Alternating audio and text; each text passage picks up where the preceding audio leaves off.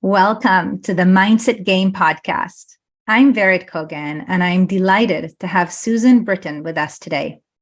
Susan is the founder and president of the Academies for Coaching Incorporated, which has trained thousands of leadership and career coaches on 6 continents over the past 20 years. Her organization's mission is changing minds for good, for the positive, and with permanence.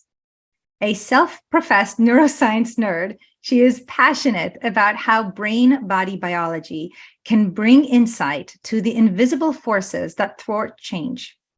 To that end, she and her team have delivered thousands of hours of training on how a brain-friendly approach can create engagement, creativity, and productivity in leaders and their teams, which is what we're going to be focusing on today. And on a personal note, I got to meet Susan and her wonderful team about 10 years ago when I attended a 14-week coach training, and then a couple of years later, a brain-based coaching program. And Susan, it is truly an honor and a gift to have you here with us today. Thank you. Thank you, Vera. It is my pleasure. And I feel that honor and gift back towards you as well for what you're doing and spreading into the world in this regard. Thank you. And from the programs that I've attended with you and kind of following you throughout the years, I know that expertise in neuroscience and kind of the biology of change has been not only, of course, a great interest of yours, but has expanded. You've done many programs that you attended personally. I know there's one that you're attending right now in Europe, and it's a very intensive program. And so, like I said, I'm just really delighted to have you here to share what leaders need to know about the biology of change, what happens in their brains and their bodies, during different situations in their life for them to show up as their best selves. And so tell us a little bit, what do we mean by the biology of change? Good question. First off, I think we can all agree that change is constant. That's no surprise, and everyone is familiar with that phrase. And it seems that oftentimes when we start to look at change, we start thinking about, well, we're going to do things differently. And that's a behavioral sort of thing. And we think if we do things differently, then we're going to be able to get new results. And yet, even if you know that you should do things differently, you sometimes kind of resist that or stumble over it or think to yourself, I should be doing this differently, but I'm not. And so our thinking doesn't necessarily align with our behaviors. And so if you tell me, Susan, if you want to lose 10 pounds, then go to the gym. And that's a behavior. And I think, great, I should go to the gym. But then I think to myself, I don't have time to go to the gym. Or I may have those days where I don't feel like going to the gym. And so all of a sudden, these things that I know I want this new behavior, lose these 10 pounds. My behavior isn't lining up. My thinking is sort of fuzzing things up, getting things confusing. And then my feelings around it are also these sort of not so invisible, but visible symptoms that's why I'm not getting the different result that I want. And so if you said to me, well, just think of it like this, you'll go to the gym if you think about how happy you're going to be when you get there. I'll think, oh yeah, you're right. I should have thought of that. But then I still roll my eyes and think, I still don't want to go. And so we have to understand how, as leaders, to get to the underside of change. And the underside of change really has to do with our emotions around change. And typically, when you're talking about change, that spells to your body, your brain, your subconscious, your unconscious, this is new and different, and therefore it's threatening. And if it's a threatening sort of thing, even if it's something that we want, yes, I want to lose 10 pounds. Yes, we want as leaders to launch this new program or this new service. Yes, we want to do this merger, or we want to have this new sort of something in our worlds. If you don't look at the underside, the invisible side of what's happening, not only in the leader, him, her, themselves, and but also their team, then you're just going to end up somehow getting thwarted over and over and over again. So physiology plays a big part in driving emotions, in driving the way we feel, and driving the way we think, and driving the way we behave so that we can get the result that we want.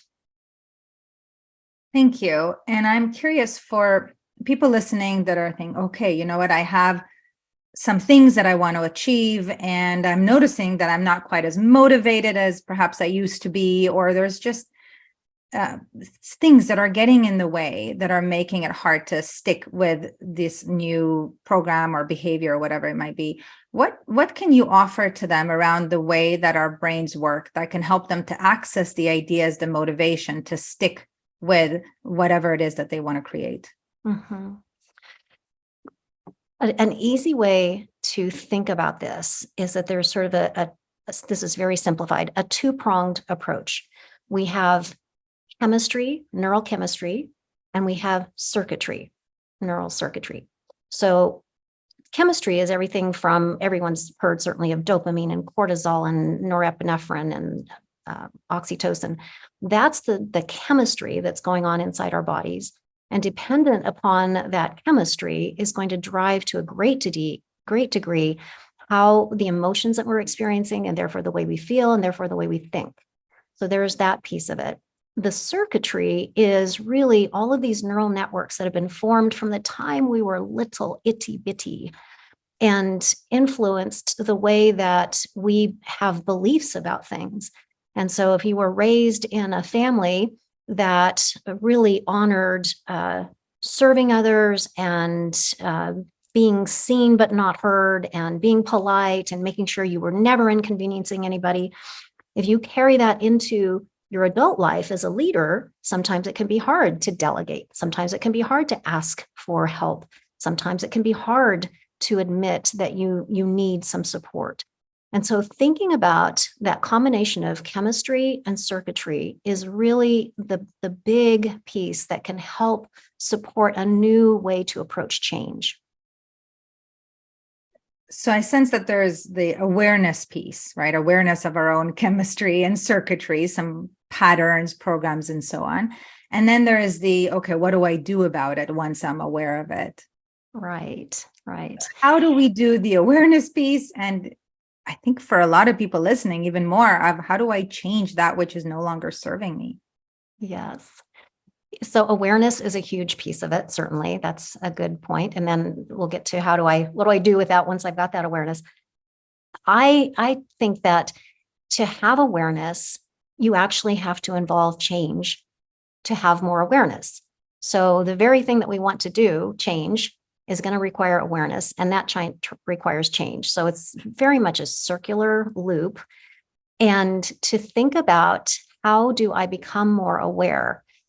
And to me, because the brain is so visual, if you look at the parts of the brain that are dedicated to visual processing, as opposed to, let's say, auditory processing or other types of processing, the vast majority of the brain is wired around visual processing. So whatever sort of visual cues that you can put in front of yourself to increase that awareness is going to be helpful. And that can be anything from like stickies to I notice I'm playing with my Aura ring right now on my finger. And that also can be a visual reminder of like, what is happening physiologically in my body? What did my sleep chart look like last night? What is my readiness level? All of these things can be clues or cues to remind us to be aware of what's going on physiologically in our bodies. And oh my God, are we not in a period of time now when there is so much access to data to know what's happening inside our bodies? It's now sort of popular to get those glucose monitoring things that you can stick into your arm. And I had a friend that did that, and another friend said, well, she doesn't have problems with diabetes, does she? Why is she doing that? I'm like, it's the cool thing to do. Like, people want to know what's happening inside my body. So making it fun, that's the other thing that the brain needs to be able to do something new. It needs a level of novelty, certainly, to make it happy. And then it's kind of an interesting, is it like a Mobius strip? Like, if you do something that makes you feel better, then you're going to think better and be more aware. So if it's fun and novel and you get to play with a new app or something to be able to have greater awareness, then your thinking automatically becomes broader, more open-minded.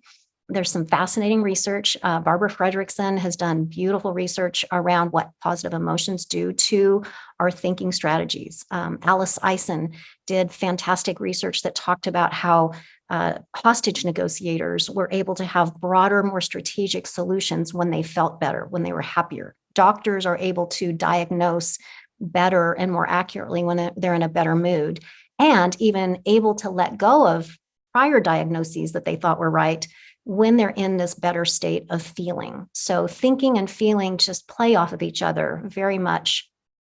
So you can access more awareness through feeling better and thinking better. So either way. I love that you brought kind of the sense of also play into it, right? Novelty.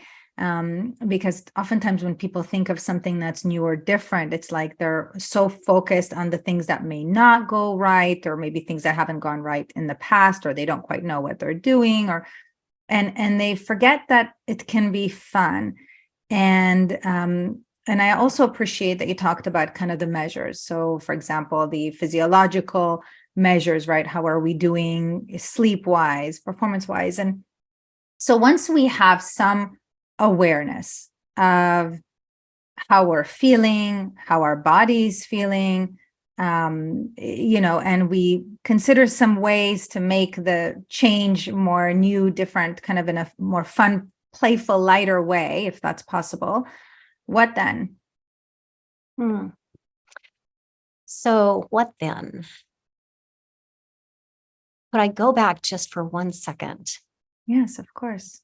And because you said something about the novelty of it, I'll go back to this premise that change is usually a threat to the brain because it's different. I love Marissa Peer from the UK, who says, you have got to make the unfamiliar familiar and the uncomfortable comfortable. And even if we want something like the new launch within the company or the 10 pounds, whatever it might be, even if we want something, there are still these unconscious factors that say, this is going to be a little scary. This is going to be different. And if it's different, then there's going to be that resistance to it. So yes. And was it Fritz Perls said that fear is excitement without breath? So breathing, adding that novelty. And now I'll come back to your question of what then. So from there, it's almost like a slingshot. One of our instructors, Edward McDonald, has this phrase where he talks about how these neurochemicals slingshot us into action. And so once you've got the dopamine, the happiness that comes from some novel idea, now you are much more apt to take some action. So from here, I would absolutely say that bring your clan and your people around you in that process. We, as you know, are social creatures. If we don't have people around us that are supporting us and that can create and expand that collective intelligence and the emotional contagion, we're not going to be as successful on our own. So certainly there's individual responsibility, but I would say leverage the people around you to sort of keep that momentum going in some form or fashion. For leaders, certainly, that's the place where they can be in front of their teams. And I don't even want to say in front of, they can be with their teams. And because they have the dopamine now floating through the system that says this is exciting, this is not fearful, that can catch fire. And emotional contagion has been studied in a number of realms. There was some studies over in Barcelona where they did all sorts of, what is it? The fMRIs or had electrodes within the brain, and they were looking at how a leader could impact the physiology of the rest of their team. So if a leader is calm, the leader is much more able to calm a stressed out team, because the stressed out team are looking at the leader, and sometimes perceptively and sometimes imperceptibly, they can recognize that that leader's heart rate is calm and regulated. They can recognize that they're, palms aren't sweaty. They can see that their breathing is calm. And that can send signals that I am safe. We are going to be safe. Even if we're going to climb this Herculean mountain for this new project, I feel safe. And if I breathe into it, now it's no longer fear, it's excitement. So I think that's an important piece of the puzzle, is to bring people together. It's not about we, it's about, it's not about me, it's about we so often. And what if we ourselves are in some form of fear or doubt? And we obviously want to positively impact our team members, but we don't genuinely feel that excitement yet. What can we do?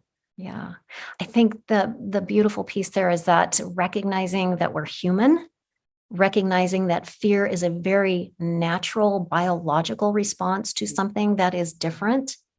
And I like to use the 3 C's there, which is compassion, curiosity, and then creation. So if we notice, I'm afraid of having that meeting with the team. I'm afraid of what they're going to say. I'm afraid of what the client might say. I'm afraid of what my spouse will say, that I have to be late at work again tonight. All of those little fear sort of signals, if we can recognize that that cortisol and epinephrine is sort of floating through the system, and just say, wow, I notice that I'm feeling fear. I notice that I'm nervous. I notice that I'm tense. The minute that you can do that, you can see like the biological underpinnings of it. And to me, that can release the guilt, the shame, the uncertainty, all of those things that keep us in that biological stress state. So the most important thing that you can do is get your system out of that sympathetic nervous system response, sympathetic for stress, get it into the parasympathetic nervous system, parasympathetic for peace. You can say that. That's how I remember S and P, stress and peace. So if you can get your body into that parasympathetic system, you are going to have restored all of your blood flow to your brain, your prefrontal cortex. You're going to have a calmer heart rate. You're going to be much kinder to yourself in that process. From there, once the compassion has kind of kicked in and now you have a different chemical cocktail in your body, then you can be more curious. Like, what are the things that are really going on here? What is really scaring me about this? What is the unknown? What am I afraid to admit? What am I afraid to look at? Some of those things, so that's where the curiosity comes in. And then from there, typically you'll be able to just even notice that as I think about what I might be nervous about, maybe it's a valid thing to be nervous about. Okay, now I can create. What do I want to do to manage that risk? Who do I need to reach out to? So in a way, you kind of self-coach yourself out of that if you're by yourself. I appreciate that, because I think that we absolutely can shift our own state when we follow those 3 C's, as you said. Even just labeling, as you said, I'm feeling nervous, I'm feeling afraid, or whatever it is that I'm feeling in the moment. Do you have any other little tips, ideas of what we can do to shift our state in the moments of stress to access the parasympathetic even quicker? Excellent. One of my favorite performance coaches is a medical doctor, Alan Watkins, out of the UK. And he has an acronym called BREATH, which is breathing regularly and evenly from the heart. I think the F isn't part of the acronym, from the heart. And it's true, because once you start doing your breathing, now you're going to reoxygenate your whole body. So all of your organs are going to have the oxygen that they need to be able to calm down. So that seems like such a simple thing. And I so discourage people from saying to somebody else, just breathe. It's like, if somebody tells me just breathe and I'm kind of stressed out, I want to just don't tell me that. I know I should. I can't. It's like being told, just relax, just relax. I'm like, oh, I hadn't thought of that. Of course I should do that. That doesn't work necessarily. So it's really got to be, if you're by yourself, you can remind yourself to breathe. I did my 4-7-8 breathing before I came to visit you here today. And I've even noticed sometimes I'll take my blood pressure at home just to see, like, where am I? And I can lower my systolic rate by 10 points by doing 4-7-8 breathing within minutes. And so it's just amazing how dramatically that's going to impact our body. What is 4-7-8 breathing? It's Dr. Andrew Weil made it popular, but it's certainly, thousands of years old from Eastern practices. And the idea is that you breathe in for 4 seconds, a nice deep breath, you hold for 7 seconds, and then on your 8 seconds, it's a strong out blow of breath. So Dr. Andrew Weil, Weil, if you Googled him, you'd get lots of fun little videos on how to do the 4-7-8 breathing. And it's fascinating to be able to really bring you back into more of that state of coherence. Super cool. Yeah. So given the work that you do with leaders, right? Training leaders to be coaches, training them to be at their highest, most optimized state of performance and fulfillment, what do you believe that our listeners need to know about how to leverage the power of their brain? Yeah, we do have a lot of leaders who come for training to not become a coach necessarily, but to use coach approach principles in their leadership. And if they can remember those two things, the circuitry and the chemistry, then I love that, because most leaders are quite intelligent, quite perceptive, quite logical. And so if they understand that there is a biological underpinning that's driving people's behaviors and driving people's belief systems, so they can remember those two C's, chemistry and circuitry. And the other thing that I would add to that, one of my favorite thinkers is Seth Godin. And his quote that stays with me is that everyone is right. If you knew what they knew, if you wanted what they wanted, if you believed what they believed, you would do the same thing. And so the minute that you can wrap your arms around that, that's not saying that they're doing the most efficacious thing, but it means that they have a reason for why they're doing it. So if you can remember, if a team member you're just like rolling your eyes and thinking, what are they thinking? If you can remember the circuitry and the chemistry and the knew what they knew, wanted what they wanted, believed what they believed, that will calm your system down, the leader's system down, into a space where they can approach and help regulate that other person, that stressed person. Again, a calm leader can help bring a stressed teammate back into coherence, back into regulation, so that that team member can also think as strategically and also relate as deeply as is needed. It really reminds us as leaders that change does start with us. And so if we want to experience some shift in our outer world, we need to notice the chemistry and the circuitry. So we've kind of been talking about how to shift the chemistry, which obviously has an effect on the circuitry, in terms of what we're wiring in the moment, and our thoughts, which then of course impact the chemistry and our behavior and results. I'm curious about more the circuitry side of things, those programs. So going in directly through the door of circuitry, what, if anything, can we do to become aware of what those programs from early childhood, as you said, might be, and potentially how to shift those, again, that are maladaptive at this stage in our life? Mm-hmm. I love it. And I appreciate you using the word maladaptive, because at one point they were not maladaptive behaviors. They were behaviors that were adaptive as children, likely, that ensured that we would be safe and we would belong and we would be accepted within our family systems.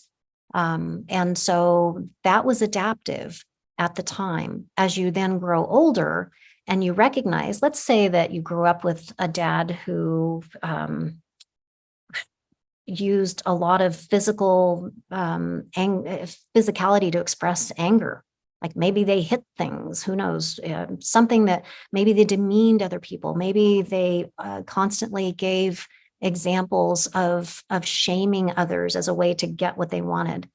And so if you grew up with that sort of a role model, then you might adopt that in a subtle fashion or an overt fashion, because that's what you perceived as, this is how I can get what I need. I need to act this way to get what I need so that I feel safe.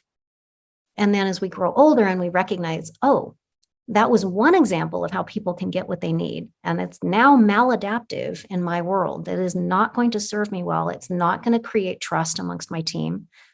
It's not going to put me in a physiological state where I can be as intelligent as I need to be.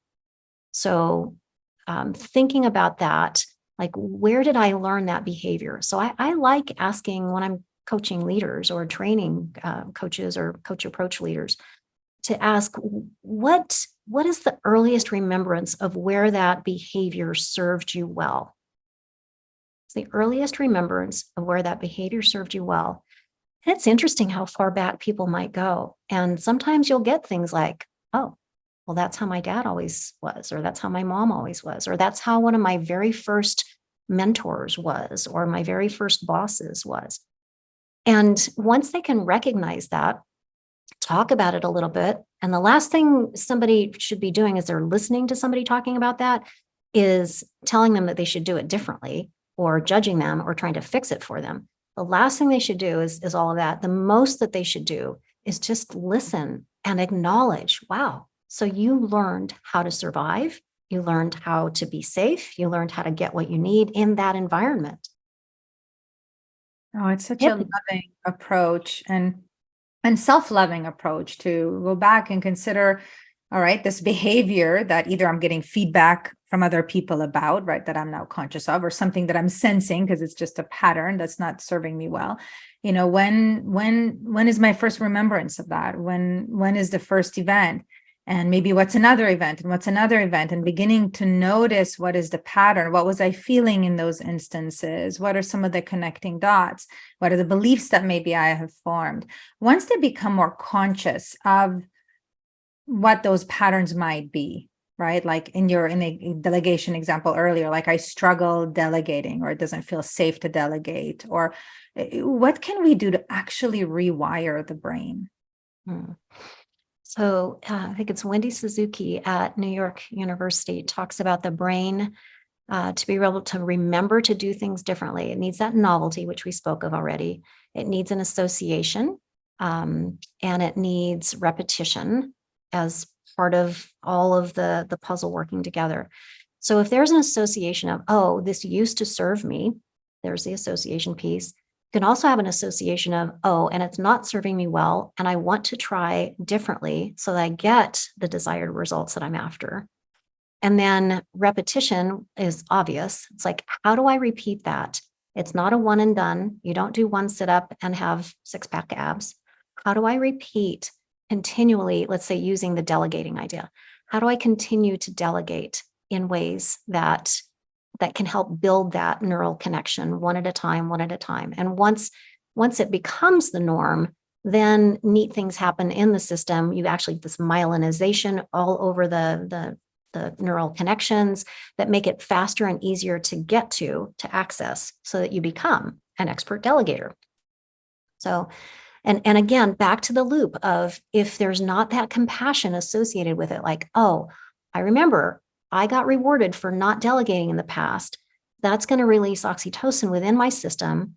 Now I've got that slingshot ability to try new things, to risk behaviors that are not comfortable. Like for me, sometimes delegating is not comfortable. And if I can recognize that used to serve me, I used to get rewarded. My mom used to really give me kudos for that.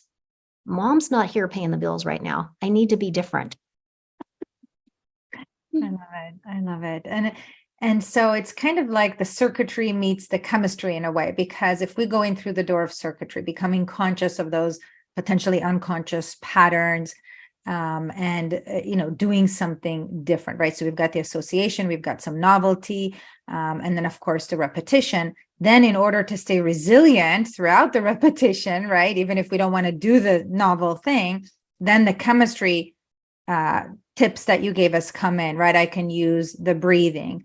I can, use mindfulness. I can do something to shift my state so that I could do that novel thing enough times until the novel unfamiliar becomes more familiar, more comfortable, more safe. Absolutely. Yeah. So breathing, movement, these are such common known things like, am I getting enough movement? Am I getting enough exercise? Am I playing enough? Those sorts of things really help re-regulate the body system.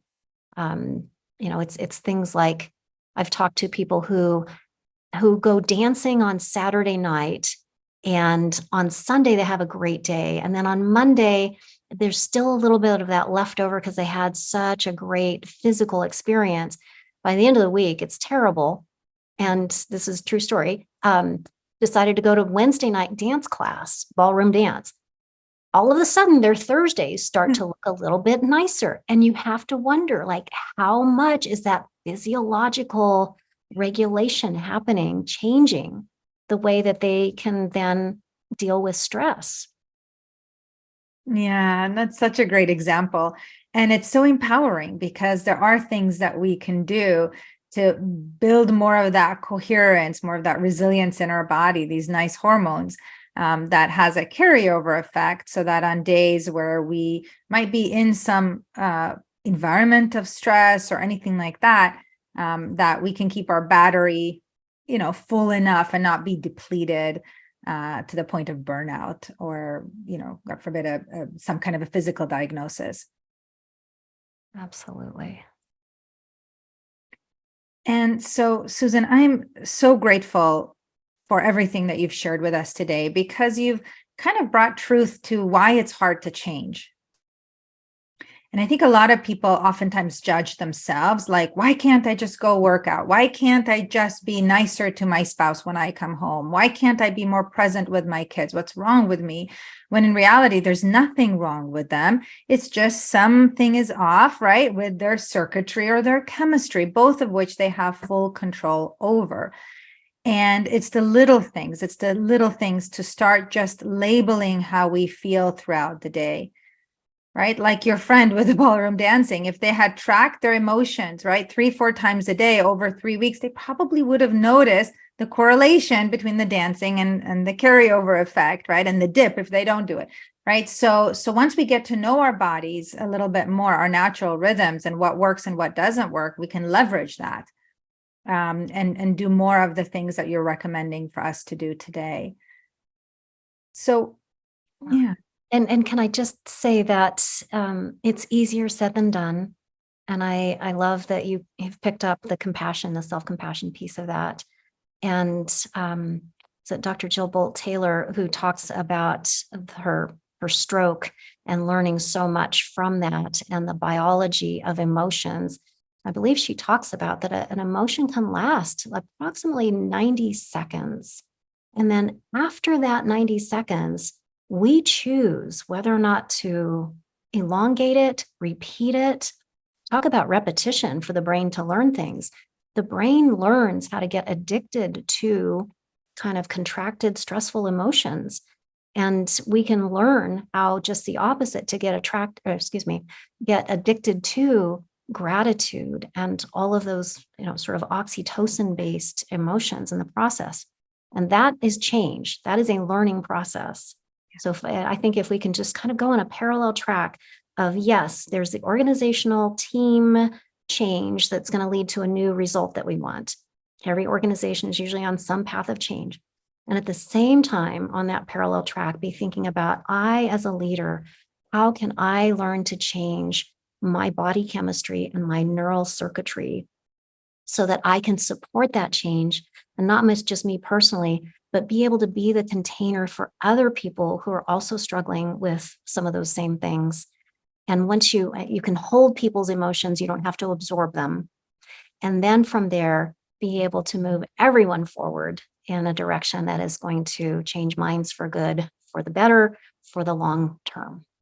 That's right. That's right. Well, once again, thank you for the important work that you do. On a personal note, thank you for the support that you've given me. For those listening, I mentioned to Susan before we started recording that We had a coaching session years ago as part of the completion of this program. And there was an anchor phrase that she had kind of mirrored back to me that transformed my relationship with my daughters and how I showed up with them. And that stuck, that had permanence because there was so much emotion, right? So much of the chemistry, right? That it changed the circuitry and it became an anchor for how I wanted to be as a mom and to enjoy the time with them. Less of the doing and more of the being, kind of to bring us back to the start of our call. So thank you for that. And how can people learn more about your incredible programs and everything else that you have to offer? Oh, thank you, Vered, for that acknowledgement. That just warms my heart as a mother and as a leader. So people can find us at theacademies.com. So TheAcademies.com. And we have a number of coach approach programs. Many of them are for leaders who want to bring some of that coach approach into their leadership style, and for those who want to also pursue coaching as a profession. So we would welcome you to visit us and learn more about the neuroscience of coaching. It's our passion, and we firmly believe that it's sort of that extra advantage that you can bring to those conversations that involve change. Absolutely. It's empowerment when you understand your body and you know what to do to shift that in the moment, but also preparation for certain more stressful moments. Then you are empowered. You're not a victim to what's going on with your team and your organization and your life. You are empowered to make that change in an easier way. So thank you once again, Susan. Thank you, Vered.